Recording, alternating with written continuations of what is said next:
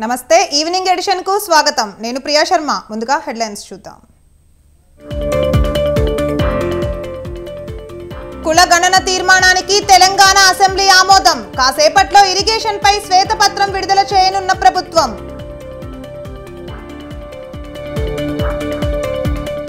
జగన్ కు షాక్ ఇచ్చేందుకు ప్రజలు సిద్ధంగా ఉన్నారు రెడ్ బుక్ పేరు వింటేనే వైసీపీ నేతల్లో వణుకు పుడుతోందన్న లోకేష్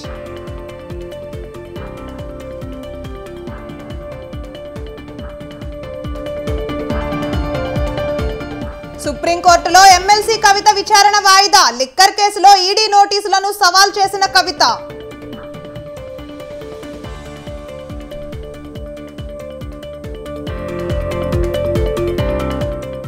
లాభాలతో ముగిసిన స్టాక్ మార్కెట్లు 376 పాయింట్లతో సెన్సెక్స్ 130 పాయింట్ల లాభంతో నిఫ్టీ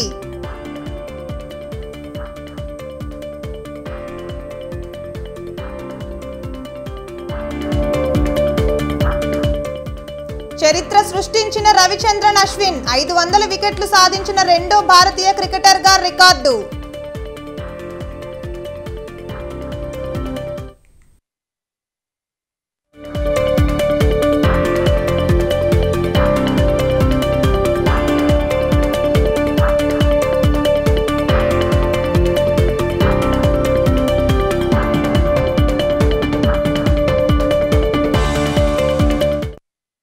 రైట్ బ్రేకింగ్ న్యూస్ చూస్తున్నాం లోక్సభ ఎన్నికలకు ముందు తెలంగాణలో రాజకీయాలు ఊపందుకున్నాయి మాజీ మంత్రి పట్నం మహేందర్ రెడ్డి సతీమణి వికారాబాద్ జిల్లా పరిషత్ చైర్పర్సన్ పట్నం సునీతారెడ్డి కాంగ్రెస్ పార్టీలో చేరారు టీ కాంగ్రెస్ ఇన్ఛార్జ్ దీపాదాస్ మున్షి సమక్షంలో కాంగ్రెస్ కండువా కప్పుకున్నారు ఆమెతో పాటు కంచర్ల చంద్రశేఖర్ రెడ్డి మాజీ మేయర్ బొంతు రామ్మోహన్ హస్తం గుటికి చేరారు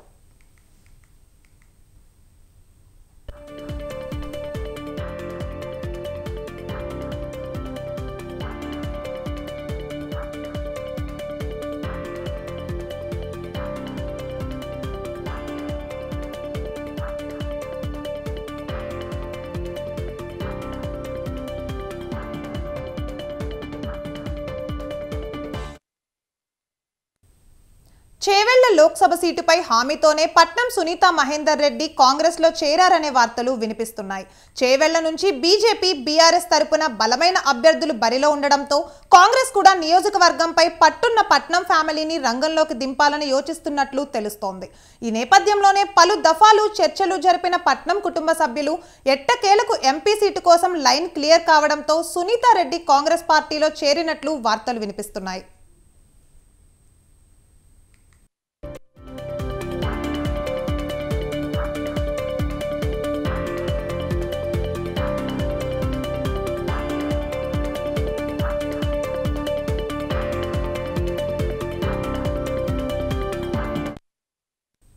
ఇక జీహెచ్ఎంసీ మాజీ మేయర్ బొంతు రామ్మోహన్ కు కాంగ్రెస్ ఏ విధమైన హామీ ఇచ్చిందనే అంశం కూడా ఆసక్తికరంగా మారింది బొంతు రామ్మోహన్ సికింద్రాబాద్ లేదా మల్కాజ్గిరి లోక్సభ సీటు ఆశిస్తున్నట్లు సమాచారం దీంతో కాంగ్రెస్ పార్టీ ఆయనకు ఎంపీ సీటుపై ఏ విధమైన హామీ ఇచ్చిందన్నది ఆసక్తికరంగా మారింది అయితే టీ కాంగ్రెస్ ఇన్ఛార్జ్ దీపాదాస్ మున్షి సమక్షంలో కాంగ్రెస్ పార్టీ కండువా కప్పుకున్నారు రామ్మోహన్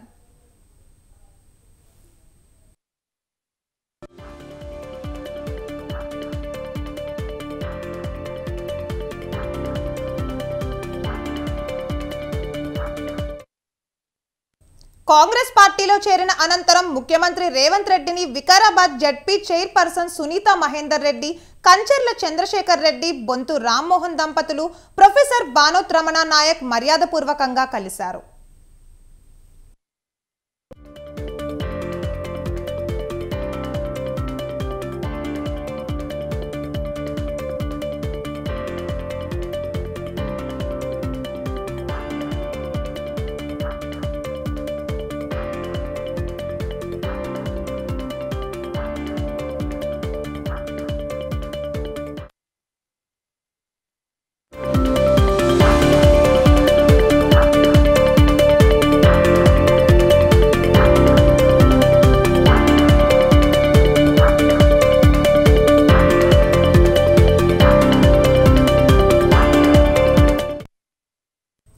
రైట్ బ్రేకింగ్ న్యూస్ చూస్తున్నాం. కులగణన తీర్మానాన్ని తెలంగాణ అసెంబ్లీ ఏకగ్రీవంగా ఆమోదించింది.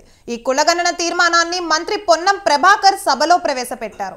కులగణనతో అన్ని వర్గాలకు న్యాయం చేస్తామని మంత్రి పేర్కొన్నారు. కులగణనపై రాజకీయాలు చేయొద్దని ఆయన అసెంబ్లీలో తెలిపారు. కులగణనపై ఎవరికీ అనుమానం అవసరం లేదన్నారు. అఖిల పక్షాల సలహాలు సూచనలు తీసుకుంటామని ఆయన వెల్లడించారు.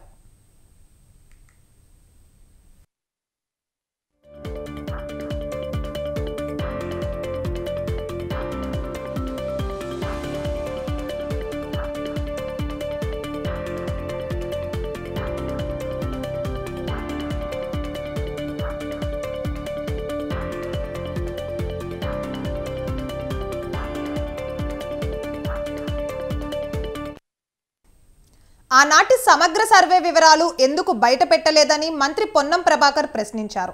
10 ఏళ్ల బీసీల లెక్కలు తీస్తే బీఆర్ఎస్ బండారం బయట పెడతామన్నారు. సమగ్ర సర్వే వివరాలు బయట పెడితే తమకు ఖర్చు తగ్గుతుందన్నారు.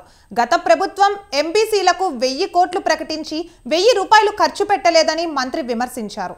బలహీన వర్గాల కోసమే తమ పోరాటమని ఆయన చెప్పారు. బీసీ మంత్రిత్వ శాఖ కోసమే తాము పోరాటం చేశామన్నారు. 2011 చట్టం చేయకుండానే ఓబీసీల కులగణన జరిగిందని పొన్నం ప్రభాకర్ వెల్లడించారు.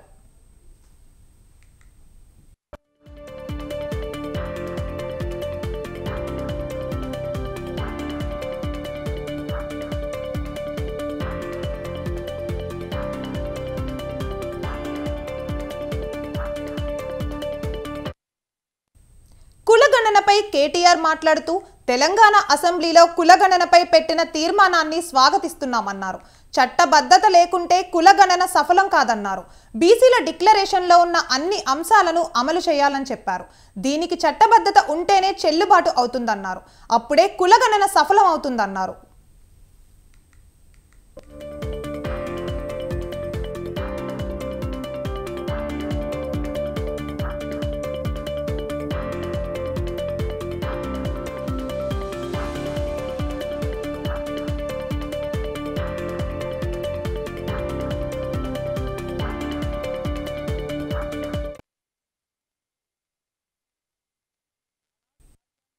ఉన్నప్పుడే కాంగ్రెస్ పార్టీ ఎస్సీ ఎస్టీలకు రాజ్యాంగపరమైన రక్షణ కల్పించి రిజర్వేషన్లు ఇచ్చిండ్రు. కాబట్టే ఈరోజు 19 మంది ఎస్సీలు 12 మంది ఎస్టీలు సభ్యులై చట్టసభలకు వచ్చిండ్రు.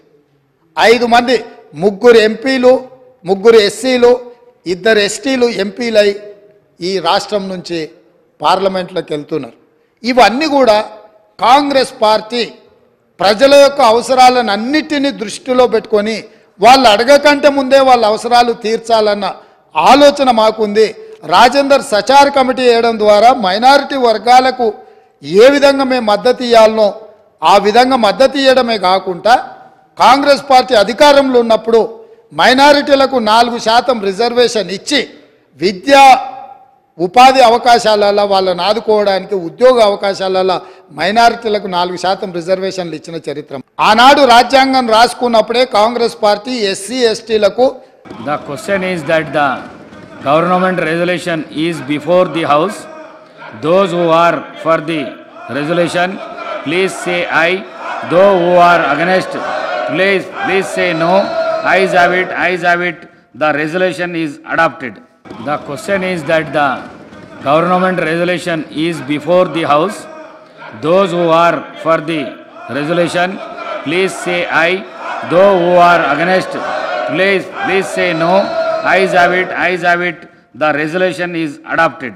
The question is that the government resolution is before.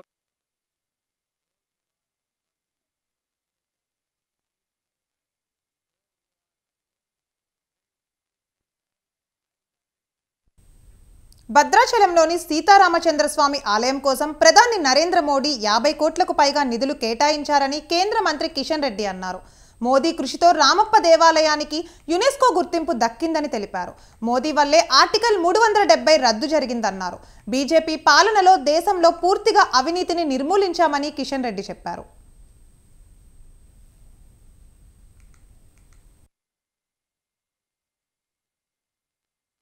Narendra Modi గారి నాయకత్వంలో గత 9.5 సంవత్సరాలుగా దేశంలో అనేక రంగాలలో మార్పులు తీసుకురావడం జరిగింది, సంస్కరణలు తీసుకురావడం జరిగింది, నూతన విధానాలు తీసుకురావడం జరిగింది. దేశాన్ని అభివృద్ధి రంగంలో కొత్త పుంతలు తొక్కిస్తున్న విషయం మీకు అందరూ తెలుసు.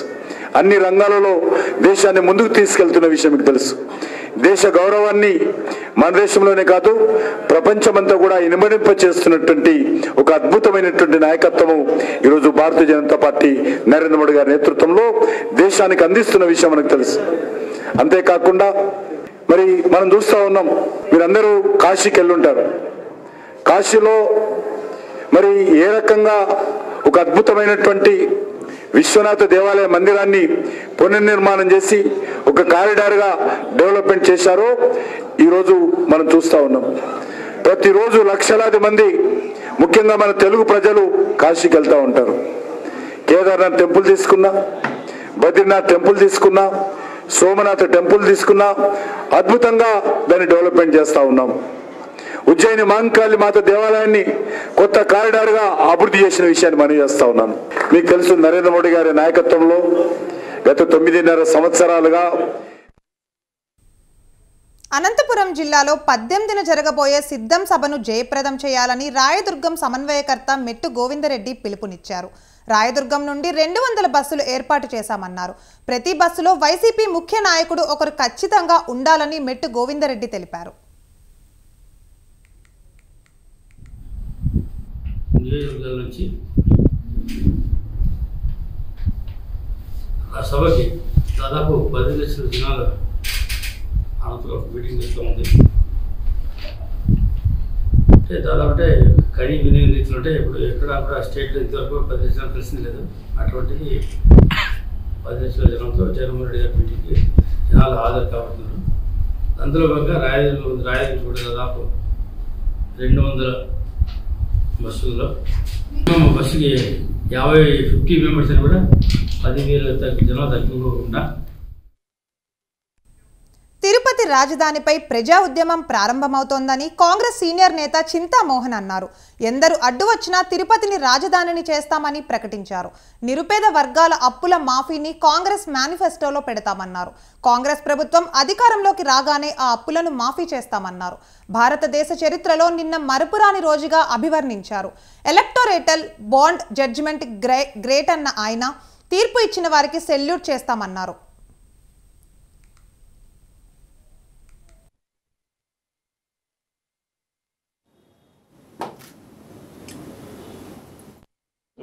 మూడు ముఖ్యమైన విషయాల గురించి మాట్లాడేదానికి మేము ముందుకు రావడం జరుగుతాం.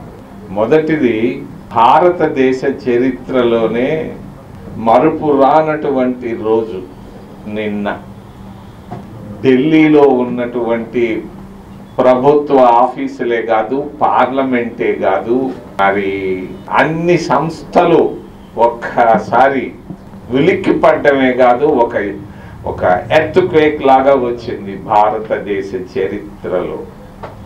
రాజ్యాంగ నిర్మాతలు, పెద్దలు, జాతిపితలు, మరి భారత రత్నలు, వాళ్ళు వేసినటువంటి పునాదులు పాడుగాలేదు అన్నది నిన్న నిరూపణ అయిపోయింది. దొంగలు అడ్డంగా దొరికిపోయారు. నేను ఈరోజు అల్లూరి జిల్లా రంపచోడవరం నియోజకవర్గంలో వైఎస్ఆర్ ఆసరా కార్యక్రమం నిర్వహించారు. కార్యక్రమానికి ముఖ్య అతిథిగా ఎమ్మెల్సీ అనంతబాబు, ఎమ్మెల్యే నాగులపల్లి ధనలక్ష్మి పాల్గొన్నారు. వైసీపీ ప్రజలకు సేవ చేయడానికి ఏర్పడిన పార్టీ అని ఎమ్మెల్సీ అనంతబాబు అన్నారు. ప్రజలకు సంక్షేమ పథకాల ద్వారా 1500 కోట్ల రూపాయలు జమ చేశారన్నారు. వాలంటీర్ సచివాలయ వ్యవస్థ ద్వారా పెన్షన్దారులకు ఇంటి వద్దనే పెన్షన్ అందిస్తున్నామని ఎమ్మెల్సీ అనంతబాబు అన్నారు. తీసుకొస్తామని చెప్పేసి అరుస్తూ ఉండేవాళ్ళు. దమ్ముంటే వాళ్ళని చెప్పమనండి, వాలంటరీ వ్యవస్థను తీసుకొచ్చి మళ్ళీ తీసేసి జన్మభూమి కమిటీలు పెడతామని. జన్మభూమి కమిటీలు ఏ రకంగా ప్రజలను బాధ పెట్టారు కూడా మీకు ఇవ్వకుండా, మీకు వచ్చినటువంటి బాత్రూములు కూడా మీకు కట్టించకుండా ఏ రకంగా టీడీపీ నాయకులు దోచుకొని తిన్నారో మీ అందరికీ తెలుసు. ఎంచుకునేవారు వాలంటరీ వ్యవస్థ దండగా మా ప్రభుత్వం వస్తే జన్మభూమి కమిటీలు తీసుకొస్తామని చెప్పేసి. పెద్దపల్లి జిల్లాలో కేంద్ర ప్రభుత్వం అవలంబిస్తున్న కార్మిక కర్షక వ్యతిరేక విధానాలకు నిరసనగా తలపెట్టిన గ్రామీణ భారత్ బంద్ పాక్షికంగా కొనసాగుతోంది. బీజేపీ ప్రభుత్వ రంగ సంస్థలను ప్రైవేట్ పరం చేస్తూ కార్మికుల జీవితాలతో చెలగాటమాడుతుందని కార్మిక సంఘాల నాయకులు ధ్వజమెత్తారు. పండించిన పంటకు మద్దతు ధర లేక రైతులు రోడ్డెక్కారని వారు ఆగ్రహం వ్యక్తం చేశారు. పోరాడి సాధించుకున్న హక్కులను కాలరాసి కార్మికులకు ఉద్యోగ భద్రత లేకుండా చేశారన్నారు. కేంద్ర ప్రభుత్వం బొగ్గు పరిశ్రమను అదానికి అప్పజెప్పే ప్రయత్నం చేస్తున్నారని నాయకులు విమర్శించారు. దేశంలో పారిశ్రామిక రంగాన్ని, వ్యవసాయ రంగాన్ని కాపాడుకోవాలంటే బీజేపీ ప్రభుత్వాన్ని గద్దెదించాలన్నారు. కార్మికుల హక్కులను పోరాటాలతోనే సాధించుకోవచ్చని, కార్మికులందరూ ఐక్య పోరాటాలకు సిద్ధం కావాలని నాయకులు పిలుపునిచ్చారు. దేశవ్యాప్తంగా అన్ని జాతీయ సంఘాలు, అన్ని రాజకీయ పార్టీల సమ్మె విజయవంతంగా జరుగుతూ ఉంది. కొన్ని కోట్ల మంది కార్మికులు, ప్రజలు ఈ సమ్మెలో పాల్గొన్నారు. కోల్ ఇండియా విజయవంతంగా సమ్మె జరుగుతూ ఉంది. సింగరేణిలో కూడా దాదాపు 50-60% సమ్మె జరుగుతూ ఉంది. దురదృష్టం ఏంటంటే జాతీయ కార్మిక సంఘాలని చెప్పుకునే ఏఐటీసీ కానీ, ఐఎన్టీసీ కానీ సమ్మె పిలిపించి సమ్మె నోటీస్ అందరికీ కూడా సర్వ్ చేసి బాయిల మీద కరపత్రాలు, వాల్పోస్టర్లు వేసి ఇవాళ బాయిల మీదకి వచ్చిన అందరికీ నల్ల బ్యాజీలు పెడతానంటేనే ఇలా కార్మికులను అయోమయపరిచి గురి చేసినాం. మిమ్మల్ని సమ్మె చేయమని ఎవరు పిలిపించారు? సమ్మె చేయమని పిలిపించిన కార్మిక సంఘాలే కార్మికులను అయోమయపరిచి కొంతమంది ఇళ్ల నుంచి, కొంతమంది డ్యూటీ చేయించి యాజమాన్యం దగ్గర వత్తాసు వాళ్ళకి శంషాగిరి చేయడానికి పనిచేస్తే తప్ప ఇంకొక విషయం కాదని అర్థం చేసుకొచ్చుకున్నాం. దేశవ్యాప్తంగా అన్ని జాతీయ సంఘాలు, అన్ని కేంద్ర ప్రభుత్వ రైతు, కార్మిక, ప్రజా వ్యతిరేక విధానాలను నిరసిస్తూ కార్మిక సంఘాలు ధర్నా చేశాయి. ఇందిరా పార్క్ ధర్నా చౌక్ దగ్గర జరిగిన నిరసనలో ట్రేడ్ యూనియన్లు, సంయుక్త కిసాన్ మోర్చా నాయకులు పాల్గొన్నారు. రోజుకు 8 గంటలు పనిచేసే కార్మికులను 12 గంటలు చేయాలనడం, రైతు వ్యతిరేక చట్టాలను రద్దు చేస్తామని ప్రకటించి ఏళ్లు గడిచినా చేయలేదని ట్రేడ్ యూనియన్లు విమర్శించాయి. కేంద్ర ప్రభుత్వం ఇప్పటికైనా రైతులు పెట్టిన పెట్టుబడికి 50% కలిపి మద్దతు ధర ఇవ్వాలని ట్రేడ్ యూనియన్లు డిమాండ్ చేశాయి. ఇవి evening edition updates. Keep watching Swatantra news.